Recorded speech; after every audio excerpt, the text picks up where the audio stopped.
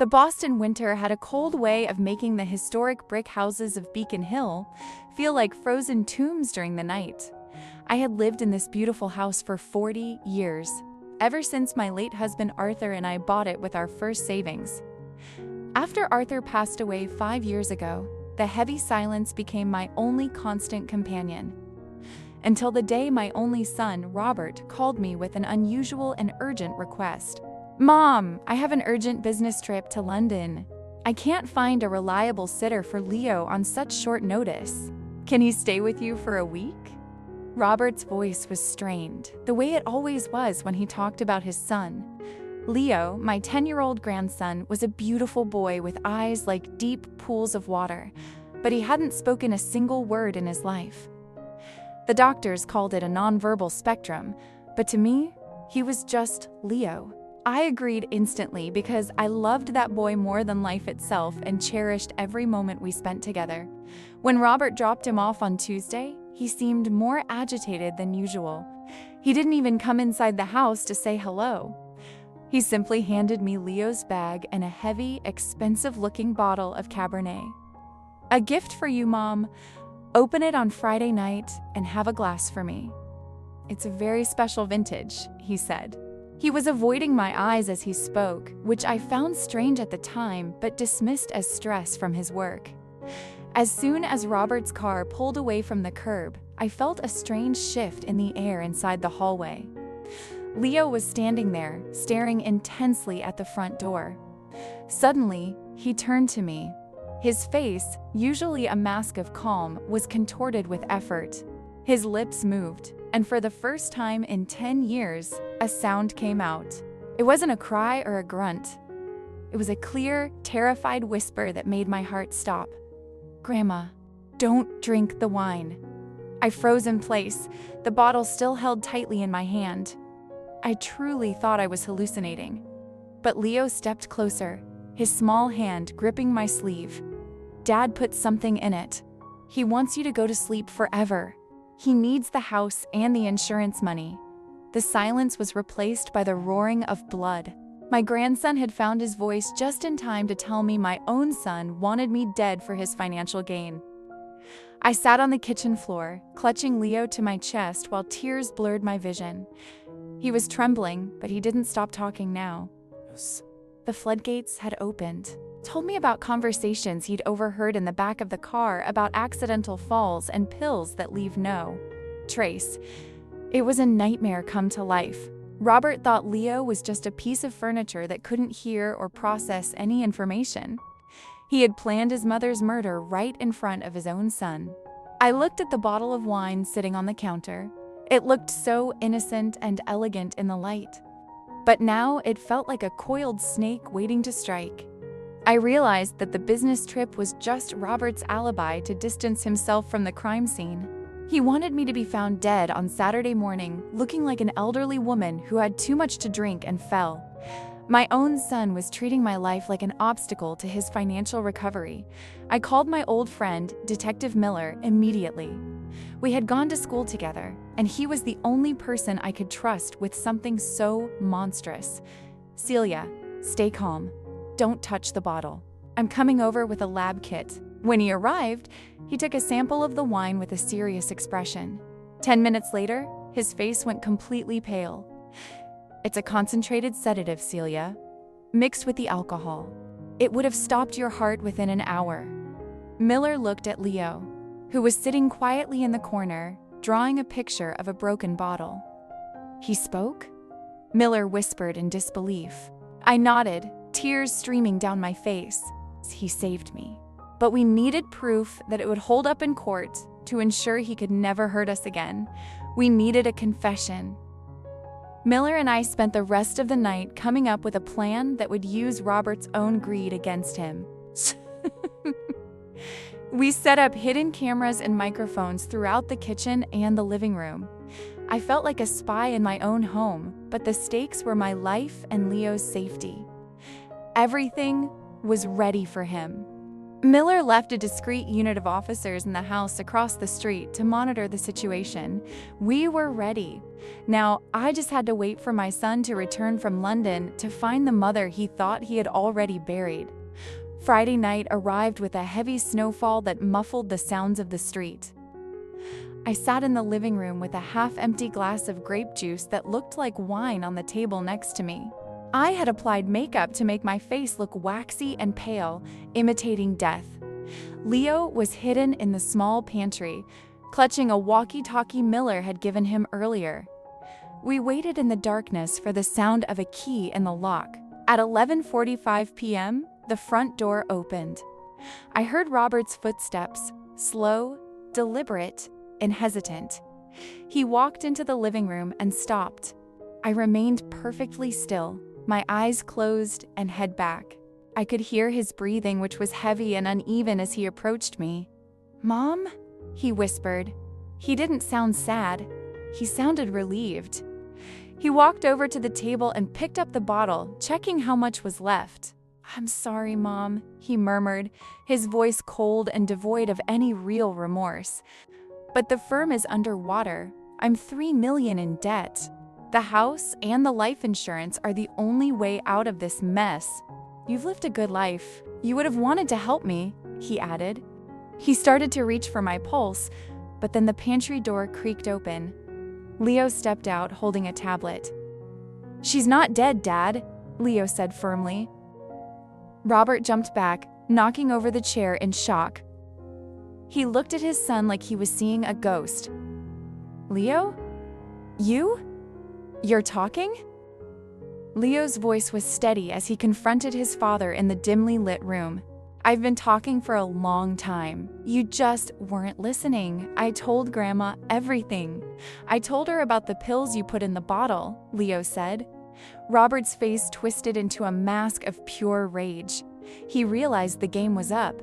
He moved toward Leo, his hands outstretched. "You little brat! You ruined everything!" I opened my eyes and stood up immediately. "Stay away from him, Robert!" I shouted with all the strength I had left.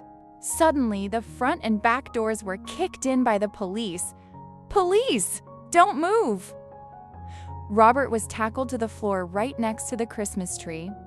Detective Miller stepped forward, holding the recording device. "We have everything, Robert. The confession, the intent, and the poised bottle." Robert was screaming, calling us traitors, claiming we were destroying his life. He didn't see the irony. He had been digging my grave. As they led him away in handcuffs, he looked at me one last time with hatred. There was no love in his eyes, only a deep, burning resentment. "You always loved Arthur more than me," he spat. It was the final revelation of a damaged soul. He had turned his grief and his failures into a weapon against the only person who had ever truly supported him. I watched the police car lights fade, feeling a mix of horror and relief. The following weeks were a blur of lawyers and police statements that exhausted me. The story of the silent boy who saved his grandmother became national news. But I kept Leo away from the cameras. He had done enough. We moved out of the house on Beacon Hill. There were too many shadows there now. We bought a small, bright cottage on Cape Cod, where the air smelled of salt and the only sound was the crash of the waves. It was our new beginning. Leo's speech continued to improve every single day. It was as if the trauma of the betrayal had acted as a key, unlocking a part of his brain that had been dormant for so long. He started telling me stories about his dreams, about the stars, and about the grandfather he barely remembered. We were building a new life together, one word at a time.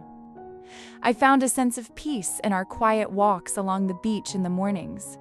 Robert was eventually sentenced to 20 years in a maximum security prison for attempted murder and insurance fraud. I never visited him. Some betrayals are simply too deep for forgiveness.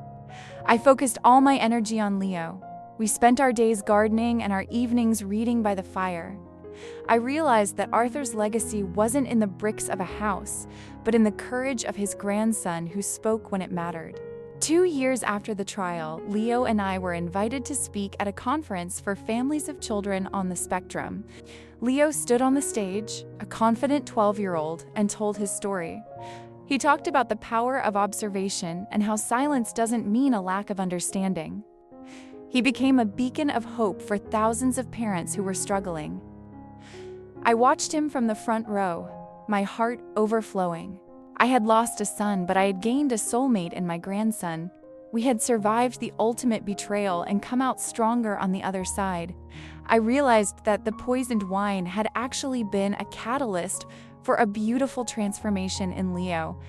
I eventually turned the Beacon Hill house into a foundation for nonverbal children. Arthur's house became a place of healing and discovery for many families in the area.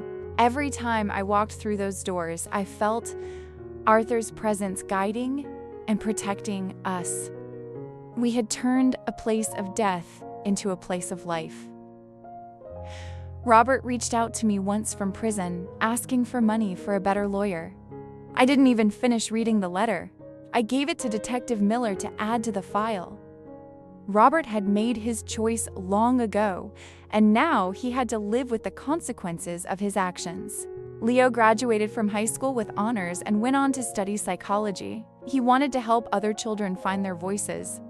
On his graduation day, he gave me a small gift, a simple wooden box. Inside was a note. "Thank you for listening when I had no words." I realized then that the greatest revenge isn't hurting those who hurt you. It's living so well that their shadows can no longer reach you in the sun. Now, at 76, I sit on my porch in Cape Cod, watching the sunset over the Atlantic. Leo is visiting with his own family now, a kind wife and a little girl who has his deep, liquid eyes. The silence is no longer a tomb, it's a sanctuary. I think about that bottle of wine sometimes and how close I came to never seeing another sunset. I am Celia, a survivor, a grandmother, and a woman who reclaimed her life. I learned that the people we love can be our greatest danger, but also our greatest saviors. I learned that the truth, no matter how painful, is always better than a comfortable lie. And most importantly, I learned that love, real love, is the only thing that can truly defeat poison. My story is a warning, but also a promise. To every person feeling invisible or silenced, you are seen, and your voice matters. Don't be afraid to speak your truth, even if your voice shakes. The universe rewards courage and justice, though slow, is inevitable. As the stars come out over the Atlantic, I feel a sense of profound peace. I have done my duty to my family and to myself. I have protected the innocent and exposed the guilty. I am ready for whatever comes next, knowing that I am surrounded by the love I fought so hard for. The last thing I do every night is look at a photo of Arthur, Leo, and me. We are smiling, the Boston skyline in the background. It's a reminder of a battle won and a life restored. I close my eyes and listen to the sound of the waves, a rhythm that reminds me that life, like the tide, always finds its way back home. I am finally, truly free. My heart is full, and I know that we are safe now and forever. The foundation continues to grow, helping hundreds of children each year. Leo often volunteers his time there, speaking with parents and giving them the hope he once needed. We see miracles every day, children who speak their first words, parents who finally understand their sons and daughters. It is a legacy that Arthur would have been proud of. We have turned our tragedy into something beautiful for the world. I often walk along the shore, picking up sea glass. Each piece is broken and weathered, but the ocean has turned them into something smooth and colorful. It's a lot like our lives. We were broken by Robert's betrayal, but the process of healing made us into something new and beautiful. I keep a jar of sea glass on my mantle as a reminder of our resilience. We are stronger than the storms that tried to break us. Sometimes I wonder what Robert thinks about in his cell. Does he regret what he did? Or does he still blame me for his failures? I'll never know, and it doesn't matter. He is a part of the past, and I am focused on the present. I have my health, my grandson, and my peace. That is more than enough. I have learned to let go of the anger and the bitterness. It was the only way to truly be free of him. Leo's daughter, little Maya, loves to hear stories about her grandfather, Arthur. I tell her how he loved the sea and how he always stood up for what was right. She has his stubborn chin and his kind eyes. It's like a part of him is still here with us. We are a family built on love and truth, and that is a foundation that can never be destroyed. I am grateful for every single day I get to spend with them. The Beacon Hill house is now a symbol of hope rather than a place of fear. We've replaced the old wallpaper with bright colors and filled the rooms with toys and books. It's a happy place now. I think Arthur would like what we've done with it. We've honored his memory by helping others. It's a way of keeping his spirit alive in the city he loved so much. Boston will always be a part of our story, but Cape Cod is home. Detective Miller retired last year and moved to the Cape as well. We often have dinner together and talk about the old days. He's a good man, and I'm glad he's a part of our lives. He's like an uncle to Leo and a grandfather to Maya. We've built a community of people who care for each other. It's a contrast to the isolation I felt after Arthur died. I am never alone anymore, and that is a wonderful feeling. Looking back, I see that every challenge I faced made me who I am today. The loss of Arthur, the betrayal of Robert, the struggle to help Leo, they were all parts of a larger plan.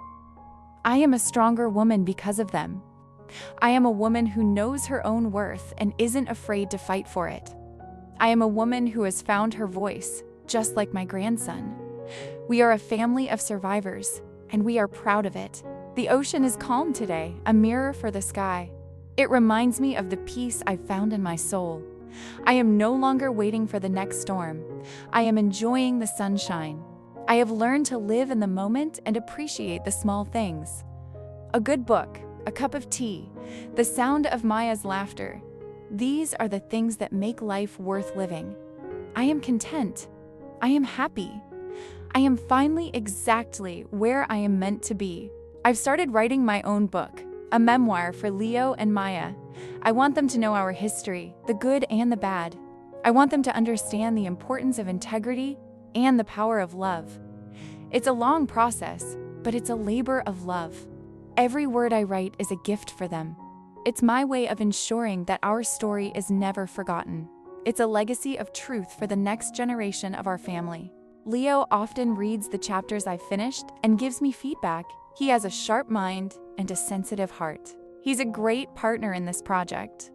We talk about the past with honesty and without shame. We've processed the trauma and turned it into wisdom. I'm so proud of the man he's become. He's a true reflection of the love and care I've poured into him. He is my greatest achievement. I am a lucky grandmother. The Arthur's House Foundation recently received a large grant to expand our services. We're going to be able to help even more children find their voices. It's an exciting time. I'm still involved in the board, but I'm letting Leo take more of a leadership role. He's ready. He has the vision and the passion to take the foundation to the next level. I'm happy to step back and watch him soar. He is a leader. Robert's lawyer tried to appeal the sentence last month, but it was denied. The evidence was too strong. I felt a sense of closure when I heard the news. Justice has been served. Robert will have many years to reflect on his actions. I hope he finds some peace, but I am no longer responsible for his well-being. I have my own life to live, and it's a good one. I am free of the burden of his choices. Maya is starting school next week. She's so excited. She has her new backpack and her new shoes. She's ready for the world. I see so much potential in her. She's a bright, curious girl who isn't afraid to speak her mind. She's a true granddaughter of mine. I will always be there for her, just as I was for Leo. I will be her champion and her confidant. She is our future, and she is beautiful. The beach is my favorite place to reflect. I walk along the shore and think about the journey I've been on. I've seen the depths of betrayal and the heights of love. I've seen the power of silence and the power of speech. I've learned that life is a precious gift, and I'm going to make the most of every single day. I'm going to live with gratitude and with purpose. I'm going to be the best version of myself. Arthur would have loved the Cape. He would have spent all his time on a boat, fishing, and enjoying the breeze. I feel his presence here, in the salt air and the sound of the gulls. He's a part of this place, just as he's a part of me. We are a family that is connected by more than just blood. We are connected by a shared history and a shared love. We are a family that has survived and thrived together. My garden is in full bloom. I have roses, lavender, and hydrangeas. It's a riot of color and scent. It's my sanctuary. I spend hours weeding and pruning, finding peace in the soil. It's a way of connecting with the earth and with the cycles of life. I find it very therapeutic. I often think about the poisoned wine and how it was meant to end my life, but instead, it led to a rebirth of our family. Leo's wife, Sarah, is a wonderful addition to our family. She's a nurse with a heart of gold. She takes such good care of all of us. I'm so glad Leo found her. They are a perfect match. They support each other and love each other deeply. It's the kind of relationship I had with Arthur. I see the same love in their eyes. It's a beautiful thing to witness. We are a family that is built on a foundation of mutual respect. The Arthur's House Foundation is hosting a fundraiser gala in Boston next month. I'm a bit nervous about going back to the city, but I know it's for a good cause. We're going to raise a lot of money for our new center. I'll have Leo and Detective Miller by my side. I'm not afraid. I'm a survivor. I've faced the worst that life could throw at me, and I've come out stronger. I'm ready to celebrate our success. I've been doing some volunteer work at the local library, reading to children. It's a joy. I love seeing their faces light up as they listen to a story. It reminds me of the importance of imagination and the power of words. I'm grateful for the opportunity to give back to my community. It's a way of staying connected and engaged. I'm 76, but I'm not done yet. I have plenty of energy and plenty of love. Maya asked me today why I have silver hair. I told her it's a sign of wisdom and experience. I told her that every white hair represents a story. She looked at me with wonder and said, "You must have a lot of stories, Grandma." I laughed and said, "I do, Maya, I do." I'm glad she sees my age as something positive. I'm proud of my life and the person I've become. I'm an old woman, but I'm a powerful one. The moon is full tonight, casting a silver glow over the ocean. It's a beautiful sight. It reminds me of the night the silent boy spoke. It was a night that changed everything. It was a night of terror, but also a night of salvation. I will always be grateful for that night. It was the night my grandson saved my life. It was the night I found my voice again. It was a night I will never forget. Leo and Sarah are planning a trip to London next year. They want to see the city that was meant to be Robert's alibi. They want to reclaim it for themselves. I think it's a great idea. They are a young couple with their whole lives ahead of them. They should see the world and experience everything it has to offer. I'll stay here and watch Maya. I'm happy to be a stay-at-home grandmother. It's my favorite job. I often think about the silent children at Arthur's house. They have so much to say if only we know how to listen. We're helping their parents find the keys to their worlds. It's a privilege to be a part of their journey. Every word spoken is a victory. Every connection made is a miracle. We're changing lives, one child at a time. It's a legacy that will last long after I'm gone. I'm a part of something big. Detective Miller and I were looking at some old photos today. We found one of our high school graduation. We were so young and full of dreams. We had no idea what life had in store for us. It's been a long and winding road, but we've made it. We've remained friends through it all. He's a good man, and I'm lucky to have him in my life. He's a true friend. We've seen each other through the best and worst times. Maya loves to garden with me. She has her own little shovel and her own little watering can. She's a great helper. She loves to see the plants grow. It's a way of teaching her about patience and the beauty of nature. She's a bright, curious girl who is always asking questions. I love her spirit. She's a true granddaughter of mine. I see so much of myself in her. She is our hope for the future of our family. My memoir's almost finished. I'm on the final chapter. It's been a cathartic experience. I've faced the shadows of the past and brought them into the light. I've told our story with honesty and with love. I hope it helps others find their own strength. I hope it reminds them that they are never alone. I hope it inspires them to speak their truth. It's my gift to the world. It's my legacy of courage for Leo. I'm 76 and I'm still learning. I'm learning to let go of the things I can't control. I'm learning to embrace the beauty of the present moment. I'm learning to love myself, flaws and all. It's a never-ending journey, but it's a rewarding one. I'm a work in progress, and that's okay. I'm a masterpiece in the making. I'm a woman who has lived a full and meaningful life. I'm a survivor of a great storm. The sound of the waves is my lullaby. It calms my mind and soothes my soul. I feel a deep connection to the ocean. It's a force of nature that is both powerful and peaceful. It reminds me of the strength I've found within myself. I am a woman who has weathered many storms and come out stronger. I am a woman who is at peace. I am a woman who is finally, truly free.